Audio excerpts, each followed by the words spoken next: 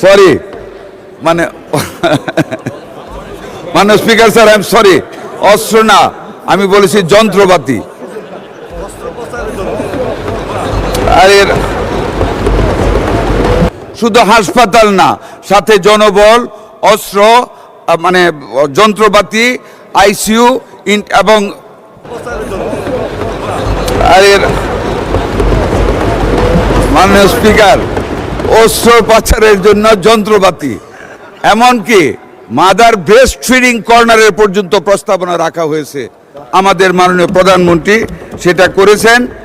আমরা শুধু তাই না, সারা বাংলাদেশে 1 থেকে 2টা 1000 বেডেড হাসপাতাল with all the facilities, ICU থেকে নেওয়া, ওটি থেকে নিয়ে এভরিথিং, শুধু মহিলা এবং শিশুর জন্য 2টা স্পেশালাইজড হাসপাতাল করার প্রস্তাব করেছেন।